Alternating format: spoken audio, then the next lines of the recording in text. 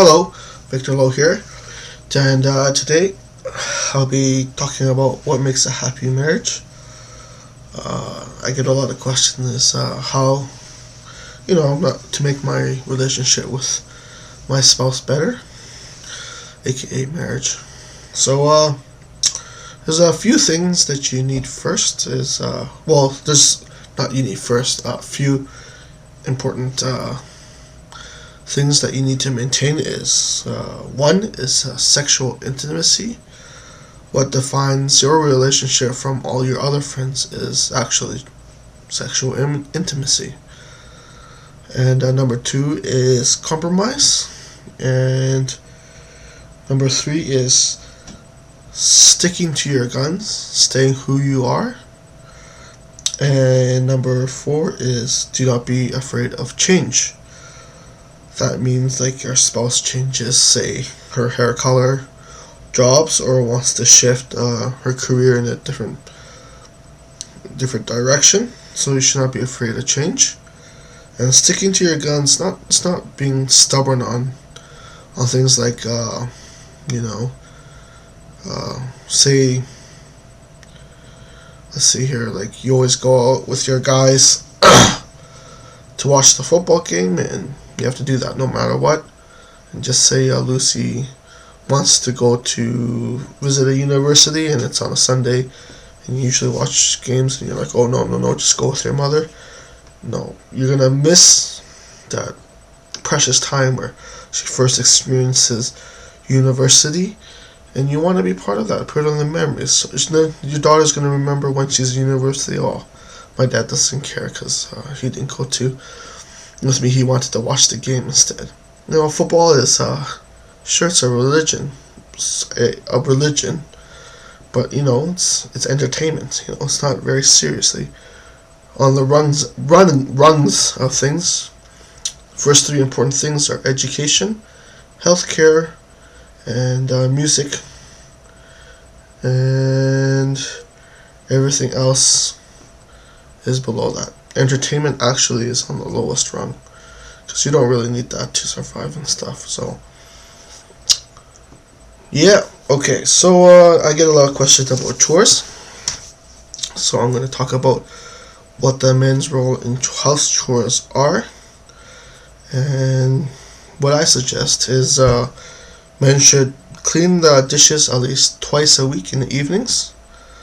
You get home from work. Usually people work 9 to 5 or 9 to 7 or something. So wash twice a week, on the evenings. You got the time. You're off of work. When you're off of your work, especially in America, you're not supposed to be working. So you have time to spend time with your family. Wash the dishes. And men should always take out the recycling and garbage. So I find that really fun because recycling is pretty cool. And and garbage. And wash the bathroom at least once a month. One of the bathrooms. You don't have to wash all of them. Just wash one of them once a month. Doesn't make your wife feel like a maid, and she gives her a little break. And what I suggest for women is do the rest, like laundry, vacuuming, dusting, cleaning, the other stuff that the men doesn't do, right? So that's that. That's chores. Oh yeah, and men should always do the car maintenance, unless your wife's a mechanic, then you don't have to do it, and then your wife can take care of the cars if you're not a mechanic and she is. And chores should be, like what they do best, I guess. Like a mechanic, but that's an exception. Not an exception that women are mechanics, but like you know what I mean. Mechanic. If she's a mechanic or not, like then you just take out the car. You don't know what the hell you're doing, so she should do it because she knows what she's doing. Okay. So when you're without children and you're married, both should work, especially women, because that's the time where they get work experience. And you both should share the same bank account, share the same PIN number in your debit card.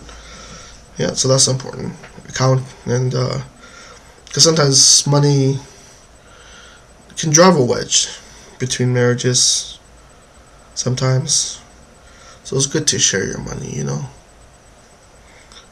that's another thing that you don't do with your other friends is you share your bank account, your money, and sexual intimacy is so this separate is the things that make the marriage what it is.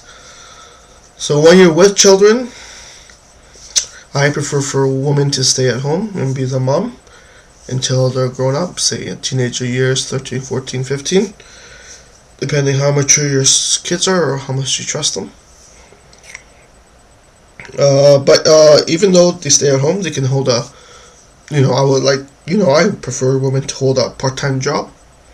Not much, maybe 10 to 15 hours per week, gives her something else to do, socialize with her coworkers and, get a different scene, get out of the house, not always dealing with the kids and stuff.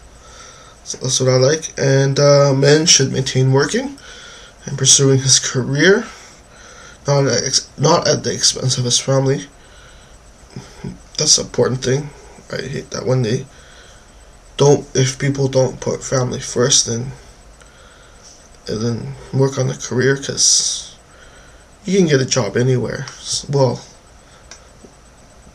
most likely you can get a job anywhere, but about families first, because you don't want to raise criminals and stuff. But that's a different story, because it's not really their fault, because once they turn 18 they make their own decisions, and even some of the best parents, they get criminals and stuff. So like some families have, like, say 4 kids, 3 kids become doctors and professors, and the 4th one becomes a criminal. So it's basically free will. Well, that's enough of that. So men should continue to work, and the key thing is when the men's working and the woman's not working is don't give an allowance to your wife or spouse. They are not your child, they are your spouse. So you should open the doors to the bank account and say let her spend as much as she wants that is within the budget. So this is a two-way street. Women have to stay within the budget of what you spend, and men don't let the doors open and don't give it an allowance. That's excuse me, it's really bad. So yeah, that's pretty much it. Oh, and then when with your children, and you want to, you're not getting that intimacy you usually have when you're without kids. It's usually just rent a hotel room. Not that expensive. There's the cheap ones.